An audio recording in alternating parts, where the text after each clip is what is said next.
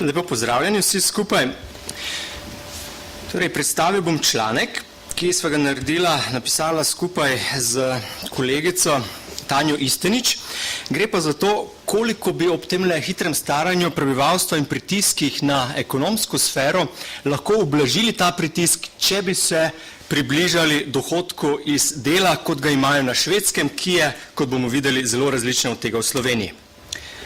Torej, najprej, za oris, kako hitro se staramo, Slovenija v letu 2010 16,5% starih 65 let in več, 2030 naj bi nas bilo že okrog 25% in pa leta 2050 čez 30%.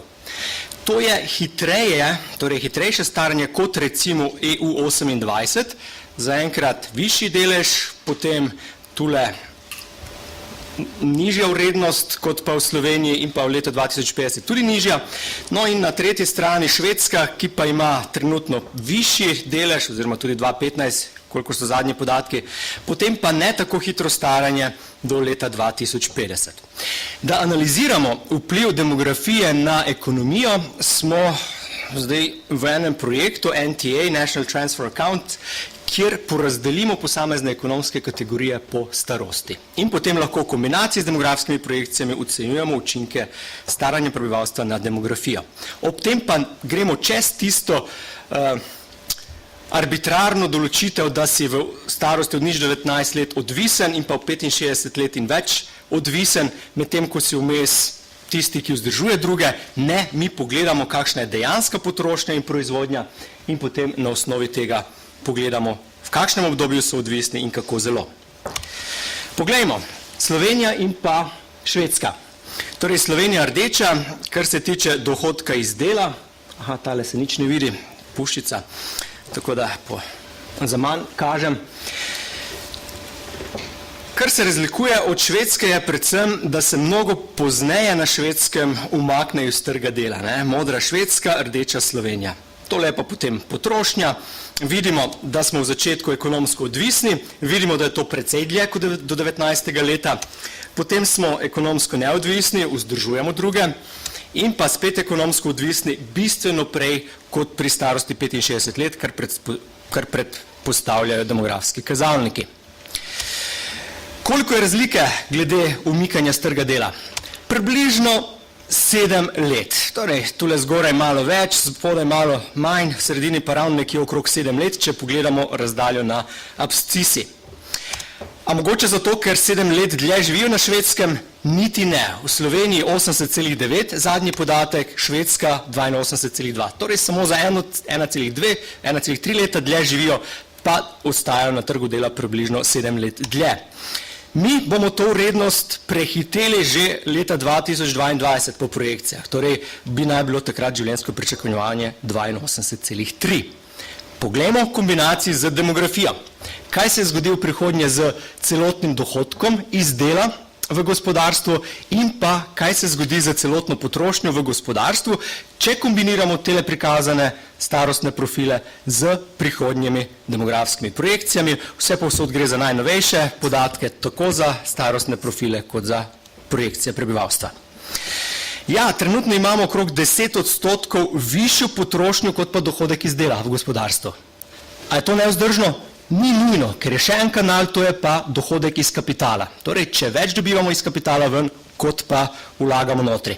Čez palec bi rekel, očitno tam okrog 10% tako v Sloveniji kot na Švedskem bi nekako lahko bilo še vzdržno. Potem pa kaj se zgodi? Na Švedskem porast na okrog 20%, višja potrošnja kot pa dohodek iz dela do leta 2050, v Sloveniji pa kar na 46%. Torej za 46% bi bila takrat potrošnja višja kot pa dohodek iz dela, če se ne bi nič spremenilo, kar se tiče teh profilov, torej kdaj se umikamo iz trga dela.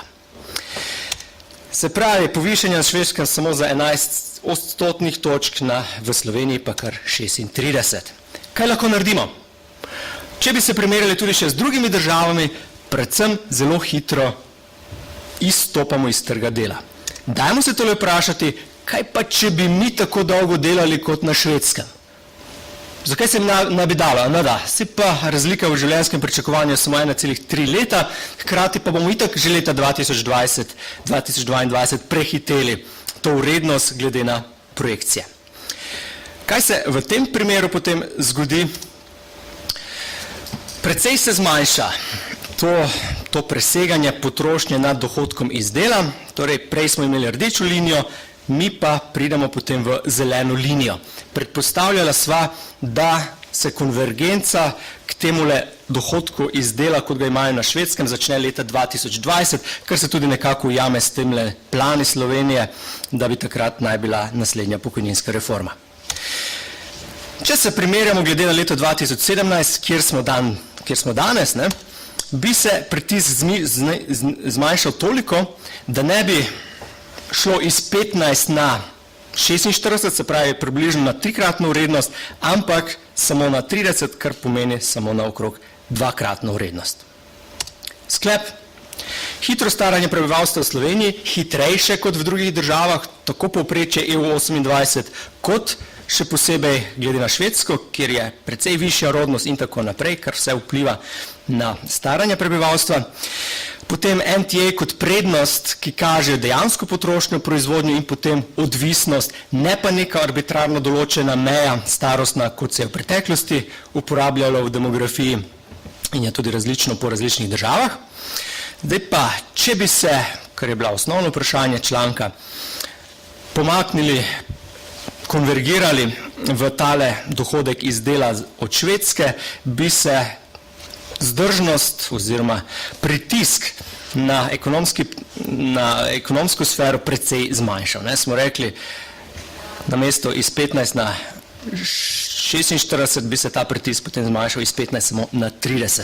In pa nekako, kar se sugerira iz tehle rezultatov, je to, da je daljše ostajanje v zaposlitvi nek ključni in pa učiten ukrep ekonomskih politik v Sloveniji, če se primerjamo z drugim.